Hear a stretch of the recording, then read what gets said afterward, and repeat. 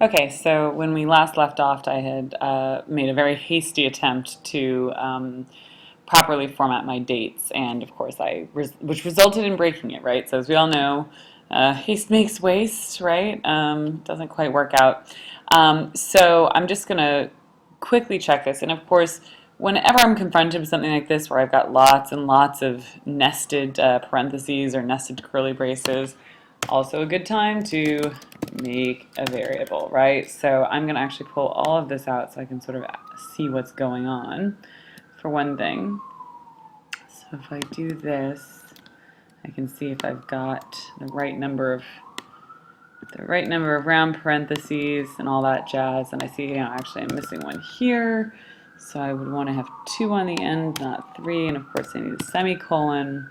And it's also a good idea to keep an eye on what you expect to see happen. So I realized I was messing around with this in the break and realized that I was just looking in the wrong place. And actually, I think this happened to a couple of you all when you were trying to change the grid lines and sort of trying to change, thinking which is completely natural, right? We were saying, oh, I want to change the horizontal lines, so that's the h-axis, but actually it's the vertical axis lines that run horizontal.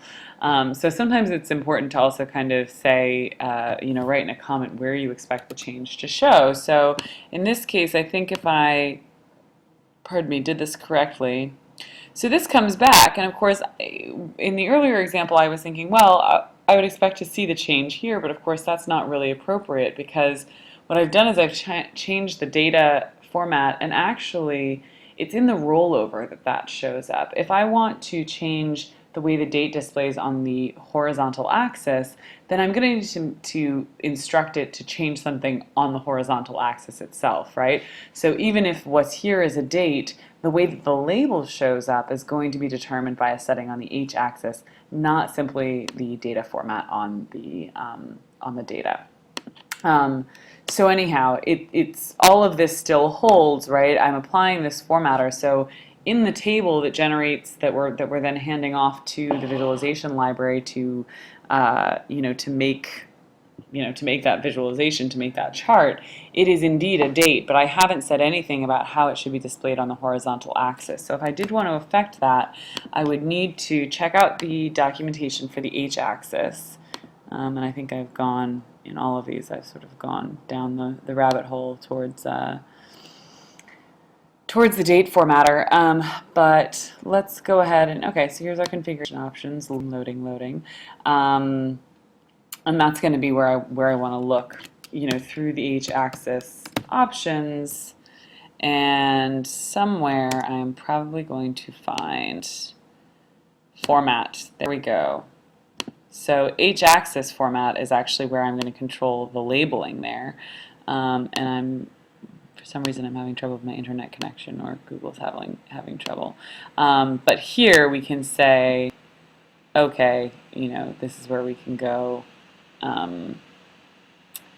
This is where we can get really specific with this. So I think what we can do, so it says a format string for numeric or date axis labels. So let's see, I'm going to try h-axis.format, and I'm going to set it to one of these things. See how it goes. So h-axis format, right? And I'm going to make the value this.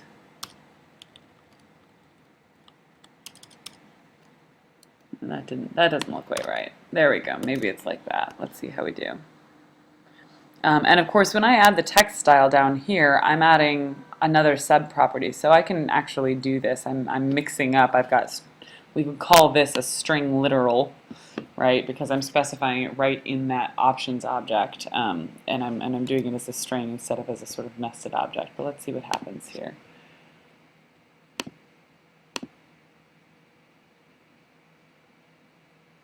Aha, there we go. Okay, so you're starting to see how this comes together. So we want to, obviously we would want to have those things match, but you can start to see how you can really dig into the details here. So the next thing that I want to talk about is we've been doing fine and dandy with our single, our single visualization here, but what if we had more than one visualization? We've written all this great code that lets us, draw, have this drawn. But, if we wanted to draw a second chart, again, especially if it were of the same format or almost the same format, we wouldn't want to have to write all of this code all over again necessarily, right? So one thing that we can do is we can sort of adjust the structure of our program here so that instead of saying as soon as the visualization library loads, just go and draw the chart, and in this we have sort of what we would call hard-coded in where the data is coming from, right? So the JSON Fred data is referred to right there. What I would want to say is, what I would want to do is say, okay, you know what, when you get back from this, I'm going to say, I'm going to make a function, let's call it I'm going to call it function make all charts, okay? And this will accept no arguments, right? I don't need to hand it anything, the same way that right now drawChart doesn't need anything. But instead what I can do is I can say, okay, I'm going to say drawChart. So now I'm going to call this function. But instead I'm going to say, you know what, I want this function to take a set of JSON data, okay? And also I want it to take a div name. Now, why is this important? Well, those are the only two things that are actually unique about, those are the only two things that, for example, if I had two different sets of data here, two different data files, those are the only things that are actually unique, right? Is what's the data source and what's the data source for the chart and where am I going to put the chart, right? I could have multiple column charts, for example, which in principle I would probably want styled pretty similarly because we want to be consistent, but the data and of course where they show up needs to be different. So in this case what I'm going to do is I'm going to say, and so instead of having JSON Fred data here, what that means is I'm going to say, okay, this should actually be JSON data. And now here we get back into why it's handy for us to create those local variables, right? I've referred to JSON Fred data a bunch of times already, so now I have all these variable names to go change, right? All of these references to go change. I think we're good from there on out, right? We don't have anything else that is referring to JSON Fred data. And JSON Fred data, of course, is actually going to go here, right? So I'm going to say, I want it to be that. And then the question is the div name. So in my index.html file, and again, we've kind of glossed over this, so I want to take a moment to highlight it, although you all did great with this on your assignment, right? Is that somewhere I have this div, this chart div. Why is it showing up? Where's my chart div here? Ah, yes, I put it at the top as well. I have this chart div and it has an ID, or I have this div that has an ID of chart div, and that's actually where my visualization is going. But I could have another one that's chart div 2, and I point out to you that these are absolutely terrible names, right? Yours need to be much more descriptive. And that in our scripts.js file, we have in this line down here, right, we have this section where it says get element by ID chart div, right? And that's how the code is figuring out where on our page to put that chart. So this doesn't necessarily need to be an actual string here. What it could do is I could say, look, I'm going to hand you whatever the value of div name is. That's what I want. That's where I want you to put it, right? So in here I'm going to say div name, okay, and that's going to refer to this guy. And then in this first one I'm going to say, yeah, let's make it chart div, okay? So we always do it this way, right? We always want to make sure that we are just replicating our existing functionality, and then we can see how we can duplicate it. So we want to restructure it, but make it do the same thing. And then we'll see how it's very, very simple to then add a second chart to the page. So in this case, I just want to double check that JSON Fred data, that is the name of my, I did not. I did not use the correct capitalization here, right? Okay, so now I'm saying, look, this function drawChart is, I'm going to pass it some data, and I'm going to pass it the name of a div, and that's how it's going to, generate the chart. So if everything has gone as desired here, this should actually not look any different when I reload it. And so I find that a nice way to check. Oh, and there we go. So here we go, scripts.js, line 29, something is undefined. And so the question is, what is going on with JSON data? So let's see. Let me just console log my JSON data here.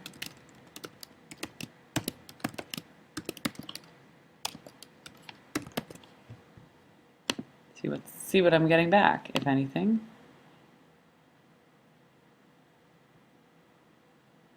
Oh, very interesting. Okay, so I'm not getting at all what I thought I was going to get here. Oh, right, haha, of course, because I forgot the most important step, which is it now set on load callback. I don't want to call drawChart right away. DrawChart now needs arguments. What I want to do is call make all charts. See, this is the kind of thing, these are the kind of errors you all are going to run into, and is what we all run into all the time, even if we've been doing this for a long, long time. Get to match things up, and all of a sudden it falls apart. But it doesn't fall apart very far. And there we go. I have my initial chart back again, which is what I wanted, and now the question of what if I wanted to make a second chart? So I'm not going to go and get a second data set just now, but what I'm going to do is I'm going to duplicate my data.js file. Actually, I can just actually have two sets of data in the same file here, right? So where's my next copy? Somewhere in here. So I'm going to call this JSON data 2, right? And this is going to be a little hard to, this is again just for reference sake, right? So when you do this, you probably want to have two separate data files. In fact, and then include them in separate, with separate script tags, right? So instead of just data.js, you'd have data.js and data2, or really something, again, more descriptive, always more descriptive.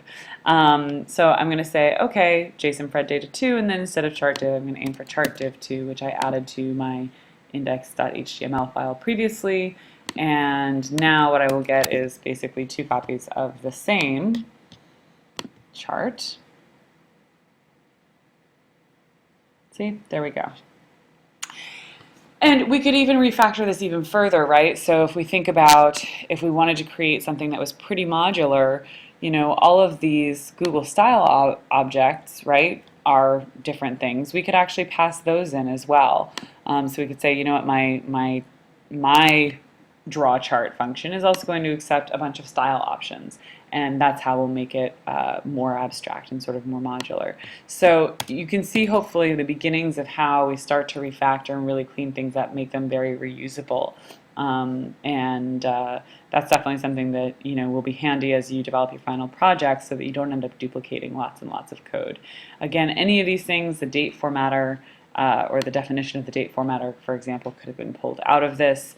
All of the literals on the horizontal axis. So it's one of the reasons why your project for your assignment for this week includes pulling out those options objects, so that you all will have a shareable reference for predefined ones that you can then tweak without having to write everything from scratch. Okay, so in the next segment we're going to come back and just look very quickly at annotations, how you can add annotations to your visualization, and then we will be wrapping up for this week.